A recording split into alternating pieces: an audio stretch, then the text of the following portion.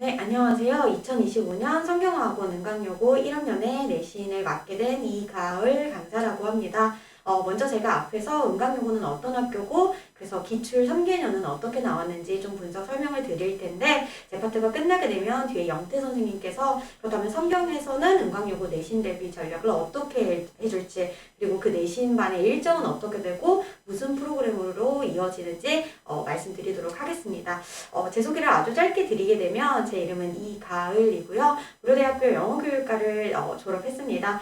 따라서 수업 준비라든지 아니면 자료 준비 부분에 있어서는 전혀 걱정하지 않으셔도 되고 누구보다 치열하게 또 열심히 공부하고 분석해서 학생들과의 내신 수업을 진행하고 있고요. 특히 고등학교 올라가게 되면 아이들이 조금 내신 준비하면서 멘탈이 흔들릴 때가 많은데 그때마다 잘 잡아주면서 애정 어린 관리로 수업을 할 예정입니다.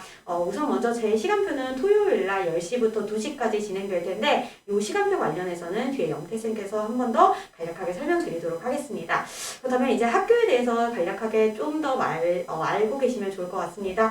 은강여고는 일단 도곡동에 위치하고 있지만 실제로는 양재역 바로 좀 위쪽에 위치하고 있는 사립고고요. 사실 이제 양재역까지 내려와서 성경어학원까지 오게 되려면은 매봉역과 또 도곡도 지나쳐야 되지만 정거장으로는 쭉 직진대로만 타고 오면 되기 때문에 교통상으로는 무리 없이 편하게 또 올 수 있을 것 같습니다. 은강여고 그렇다면은 학생들 인원수는 또 어떻게 되는지도 좀 봐주시면 좋을 것 같은데 지난 3개년 정도를 봤더니 1학년이 인원수가 전원이 한 260명 정도 되더라고요. 그래서 작년 기준 1학년에 학급당 인원수가 28명 정도가 됐었는데 이 이야기는 다시 말하게 되면은 은강여고의 내신은 굉장히 치열하다라고 말씀드릴 수 있습니다. 여고이다 보니까 아이들이 굉장히 성실하고 꼼꼼하고요. 하지만 이 학교에서는 반드시 저 성실과 꼼꼼함을 넘어서는 영장력까지가 있어야만 저 내신 경쟁에서 안정적인 상위권을 차지할 수 있습니다. 밑에 보시다시피 등급 컷을 저희가 작년 기준 100점 만점에 확인해 보았더니 1등급 컷이 97, 2등급이 93, 3등급이 89점으로 확인됐습니다. 이 얘기는 다시 말해 문제 한두 문제 내지 세 문제에서 실수가 있게 되면 등급에 이제 변화가 생겨버리기 때문에 저 치열한 내신을 경쟁을 이기고서도 학생들이 어떻게 해야 좀 안정적으로 영어 공부를 할 수 있는지 설명을 좀 드려야 될 것 같네요.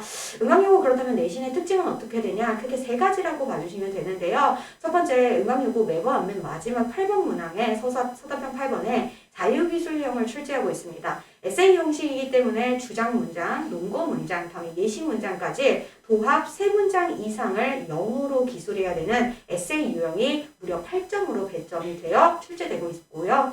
또한 이를 제외한 나머지 영작들 또한 절대 쉬운 난이도가 아닌 게 특정 문법 개념을 요구하며 동시에 까다로운 조건까지 충족시켜야 하여 사실 서술형의 난이도는 굉장히 높다라고 말할 수 있습니다. 그렇다면 객관식은 어떻게 출제되냐? 사실상 수능형 독해력에 좀 더 가깝다고 말씀드릴 수 있는데요. 아이들이 킬러 문항으로 꼽는 추론 문항, 빈칸 문항과 다음에 함의 추론, 또한 순서 배열, 문장 삽입 등 고난도 유형들이 주로 출제되고 있습니다.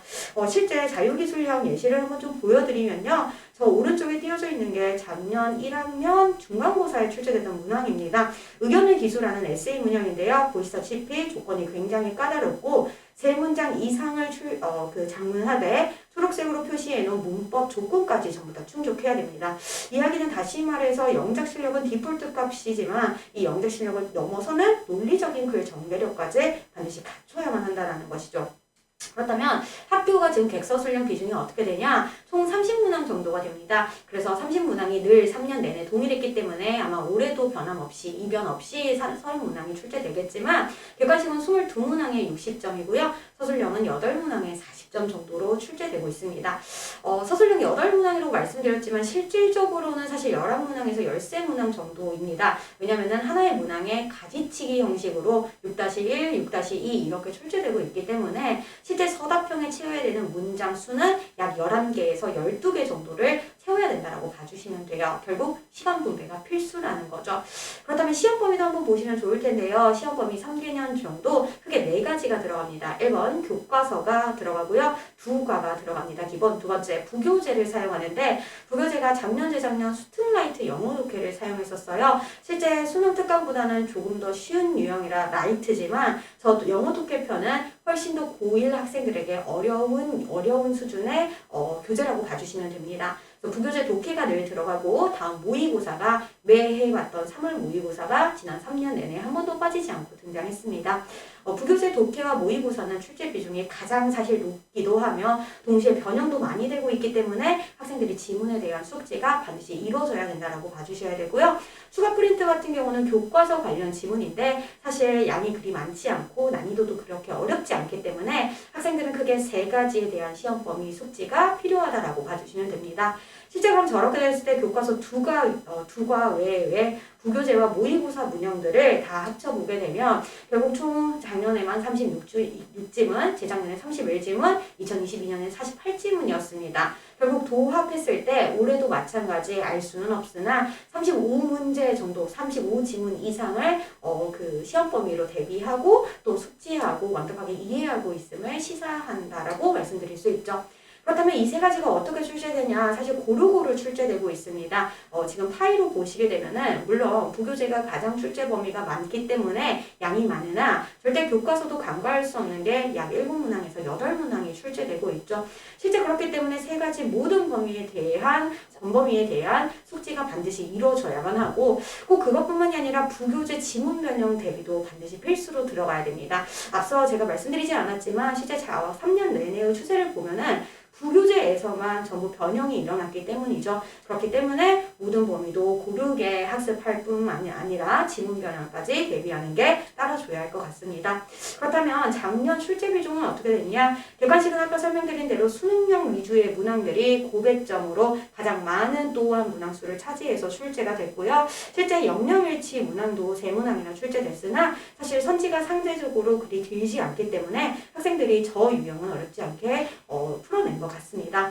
다만 말씀드렸던 저 서술형이 가장 어려운 문형 중에 하나인데 자유기술형이 한 문항이나 8점을 차지하고 있고 그 외에 내용이라든지 아니면 주제나 제목 영작과 같은 조금 더 특정 문법과 까다로운 조건을 요구하는 서술형들이 출제되고 있는 게 작년의 문형이었다고 봐주시면 좋을 것 같습니다. 2023년 또한 마찬가지였고요. 물론 이제 문형에 따라 어떤 배점이라든지 아니면 출제 개수는 달라질 수 있으나 포인트는 거의 비슷했다고 봐주시면 됩니다. 2022년에만 거의 비슷했으나 단 하나 자유기술형이 빠졌던 것 뿐인데 실제 작년, 재작년에는 전부 에세이가 마지막 8번에 출제되고 있기 때문에 학생들 반드시 자유기술형, 에세이형까지 숙지가 된 상태에서 시험장에 들어가야 된다라고 말씀드릴 수 있을 것 같습니다.